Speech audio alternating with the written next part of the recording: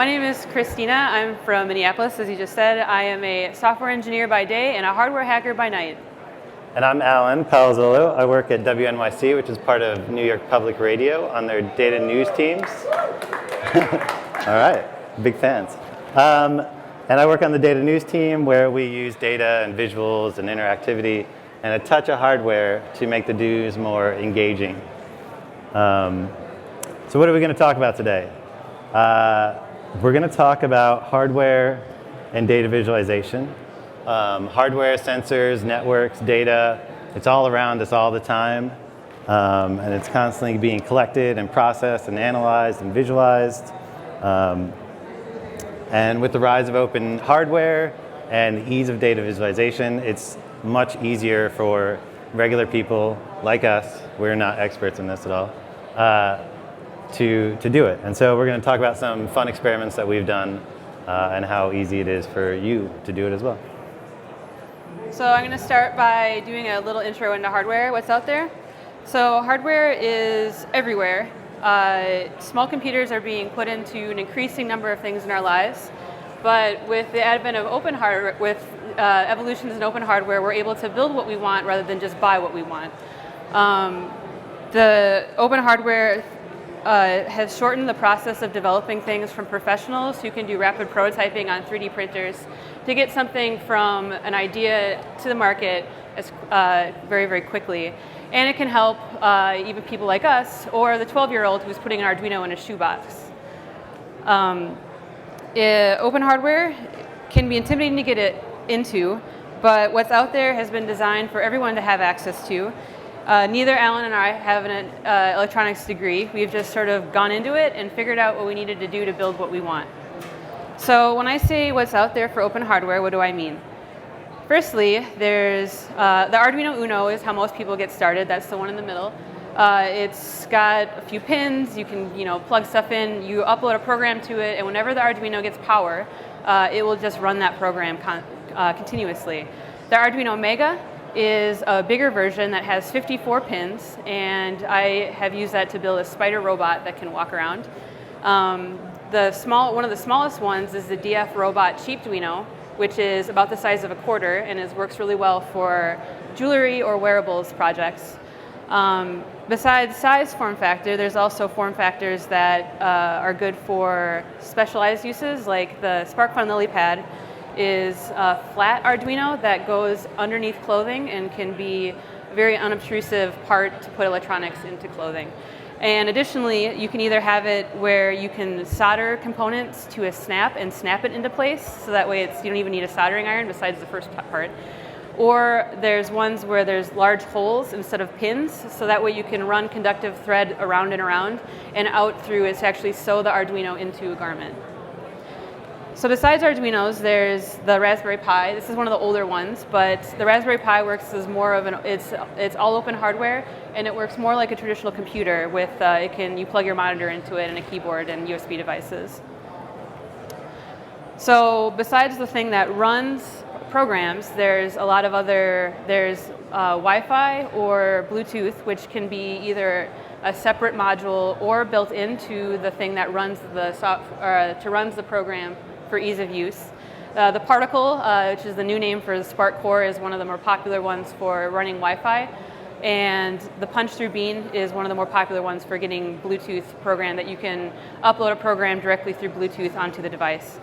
So besides the part that you program, there's LEDs and servos and other things to kind of get output. So your program can react to external stimuli or whatever to light up or move, and it's super fun. And finally, to get data in, there's a lot of different modules out there like an accelerometer to measure what angle the device is being held at, a motion sensor to, when it sees motion, to trigger something, or the GPS device, which can get a coordinate of where you are in the world.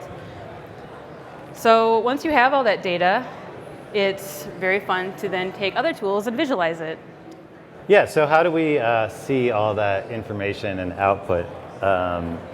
We use data visualization, which is a very generic term, but a way to communicate some of this information. It can allow you to see analysis and trends, and it can be used to focus on, sort of focus your eye, sorry, That's okay. specifically on specific data points, and then with interaction and other narrative and more content, it can actually tell really rich stories for your audience or for you. There's lots of sort of set types of data visualization: pie charts, histograms, scatter plots, and a lot of tools will sort of help you get on board with that stuff. But there's not really any right way to visualize data. Data visualization is like a functional art. It's like a really well-designed chair. It looks really good in the room, but it also is extremely comfortable to use and sit in. And it's hard to do that well at least. But things like color and size and spacing and opacity, you can use all these things together and in novel new ways to create really successful data visualizations. Data visualization is all around us. The map is kind of the perfect example. It's a really rich, data-driven visualization that we all have right in our pockets. Most of that data that we use, it's either through Google or maybe OpenStreetMap.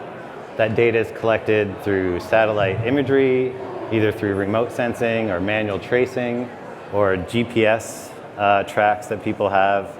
And that's all collected and then turned in through a bunch of design decisions into the maps that you see.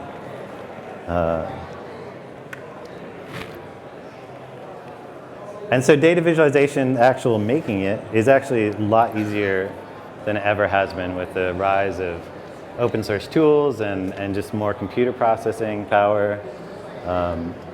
In Excel, you have like 100 different charts and graphs that you can just click away and turn your data into, and that's good. And things like Tableau take that a little further and have a lot of more template, but allow you to do customization. There's a lot of hosted tools like Infogram and Visually and Easily and Data Wrapper that just sort of allow you to upload your data and turn it into usually good-looking data visualizations. If you're a programmer, in R, there's tons of data visualization tools.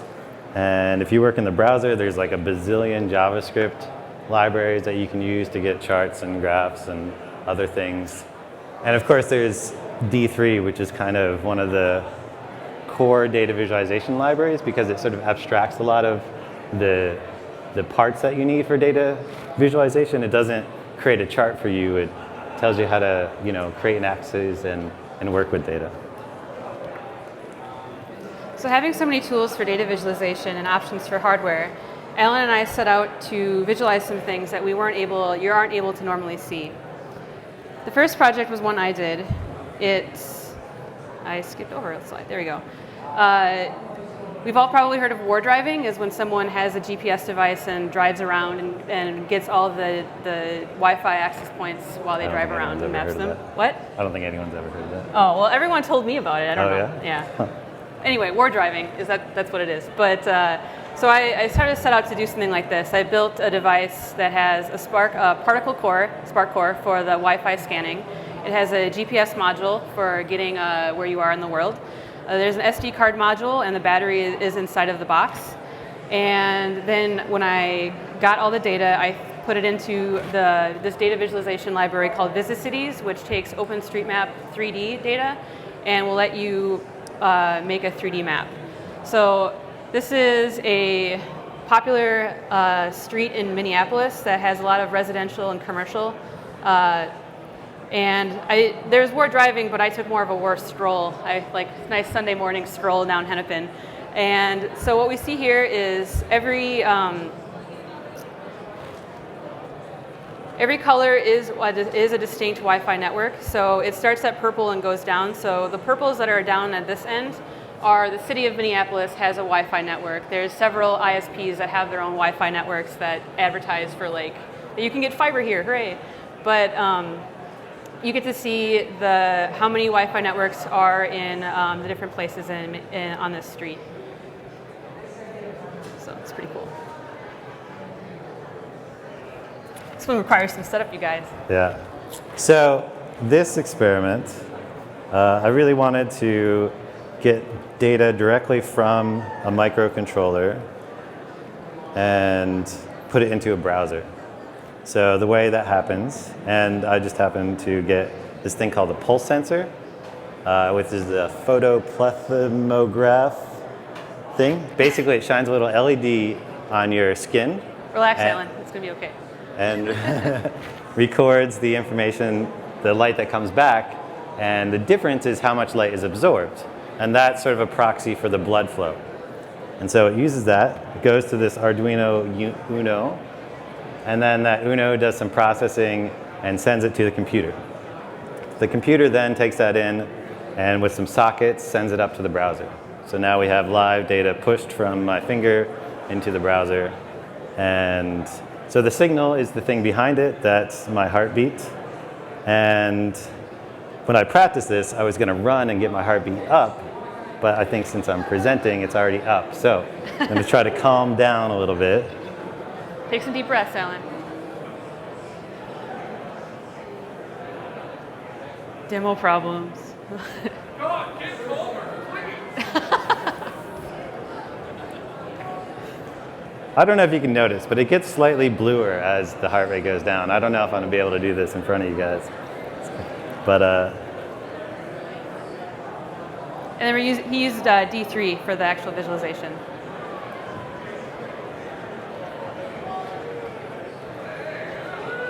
all right, yeah. All right, yes. I have command of my body. All right. Also, I can just mess with the signal a little bit.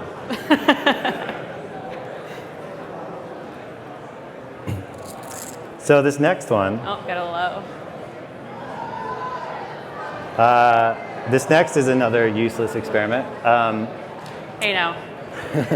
So this one is to show you that we have hardware everywhere, and it's really, in a lot of devices, easy to program. So this uses the microphone from this computer and the web audio API, which is like a new HTML5 feature, and detects the pitch of what's going on. It's a little tough with the ambient noise, but the idea is that one side is a lower pitch than the other. So if I go really high pitched, hello, what's going on? Oh, I don't know. well, that's pretty There's good. a lot of ambient noise. And if I talk low, You gotta go. low. Anyway, there's a lot of ambient noise going on, so it doesn't work that well, but the idea is there. And then this is just using some D3 again to visualize the actual data from the HTML5 audio API.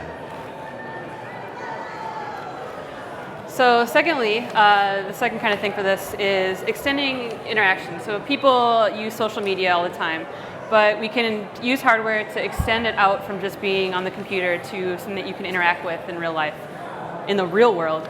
So this started out live as a tweet skirt. I have a skirt that you can tweet to, but for this I wanted something a little bit more robust. So I'll be walking around with this more later. I see you. Hi. Oh, somebody texted this. That's great. But so I have a Twilio number set up with this, and it's a sash that I can wear around, and when you text, it'll show up on here. So the tweet skirt has a moderation queue because I did that for GDC, but I don't trust GDC. I trust you guys, so there's no moderation queue. Don't make me regret it.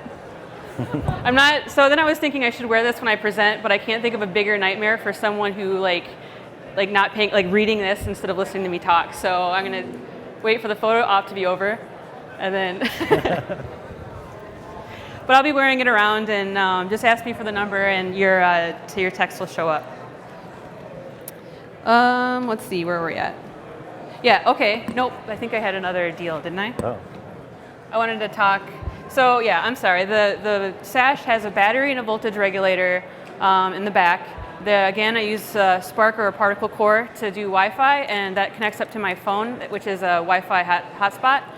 And there's like the LED array that you got in your hack pack, there's like a larger version of that in the sash itself.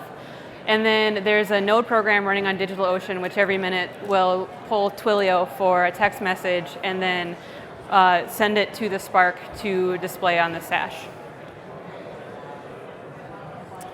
So Lumiere is a project that I made a year ago or so. And so I don't know if you've bought Christmas lights recently or holiday lights, whatever lights you want to call them. But you can get lights that you can change the color of them, either through like an iPhone app or like just some weird controller, and some will like react to music. And that's cool, like yay technology. But what I wanted to do was allow anyone to come by and change the lights on my house. People walking by, or maybe just anyone on the internet wants to change those lights. I don't really want to spend the time changing them, and I don't necessarily have good ideas on what colors they should be. So Lumiere is a system to make that happen. Did it again. Every time, Alan. So it's this. It's based on Meteor, which is a JavaScript client-server platform. It uses Twilio for texting and tweeting, and if you use Yo still, I don't, maybe someone does, you can Yo at it too. So what it does is take in information like what colors you want it to be,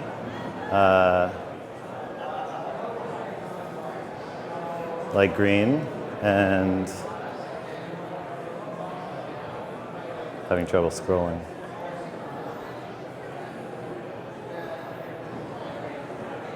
I don't know how that iframe works. Stupid iframes. There you Whoa! go. Oh, you got backwards scrolling. Oh, yeah, sorry. All right. Anyway, so as people have been doing, you can text and you can write colors like red, and it'll change. If you look up here, you probably won't see it too well because the spotlight's on it, but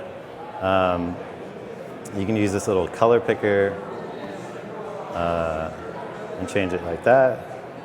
And I've scoured the internet for all the colors, named colors that I can find, and there's 1,300 different color names in there. So I think, so we can make a drink.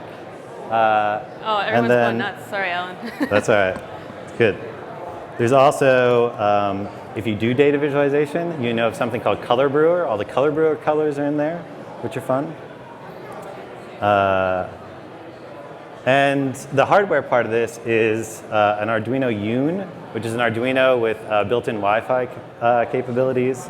It's got, and then it's just hooked up to the lights, so it just hits the API and does stuff like that. I'd actually gotten, I got the Hack Pack to work with it as well, but as with any live demo, it often will break when you actually need it to work. So it doesn't work at the moment, but later it will. R.I.P. You all set? Yeah. All right. So we just showed off a bunch of our projects. I think you gotta click out of it. Oh, there you go. But this isn't about us. This is about you. How can I get you guys to get started to visualize your world? Everyone has their own perspectives, some things that are important to them. And like I said, Alan and I don't have electrical engineering degrees, but we just figured it out as we went along. So firstly, it is frustrating to learn. Like D3 is kind of like, the joke about it is like, it is very, very hard to learn. It's hard to get the syntax and kind of fit yourself in the space of that library. But it's just kind of knowing that it's going to be frustrating and not taking that frustration personally. You learn stuff, go through it, start simple. All of these open hardware and open software are like puzzle pieces, and the trick is to find what's easiest to fit together. What did I miss? Yeah, so both fields have rapidly evolving technology, so it can be overwhelming to try to get involved and then to find out there's more Kickstarters coming every week. But just let yourself be a beginner. Find a good mentor to help you navigate the space, and I found that our local Arduino user group has been very helpful for getting a variety of perspectives and for helping me know that I'm on the right path. And then it's also good to step outside the technology and to go to what industry you're talking about. For instance, the local game developers meetup group has been very, very fun for finding people that are into making games and maybe a little bit of hardware. But if I come in with more hardware knowledge, we can help each other out. So, like for example, with I say open hardware and software is like puzzle pieces. The GPS Wi-Fi project, I went on the community forums for Particle, and I pieced together code to get it to do what I wanted. I just found I copy-pasted my way to success, and you can too. So yeah. And start simple, start small. It's good to have a project in mind, and that project can be extremely simple, like get an LED to show up. You know, with hardware, a good progression is to get an Arduino Uno, which is just, may not be the best microcontroller, but it's the most widely sort of used, and so it's easy to find information about it. But just get an LED to blink. There's tons of scripts online to do that. And then maybe the next step would be to get a Particle/Spark core and turn that LED on via an API call. And again, there's lots of resources to do that. And then you could put in if then. If this and that. Yeah, if this and that. And allow it to sort of light up when your tweet gets favorited or something like that. And then you're pretty much like, that's it. Like that's. Yeah, that's the tweet skirt, really. Yeah. I mean.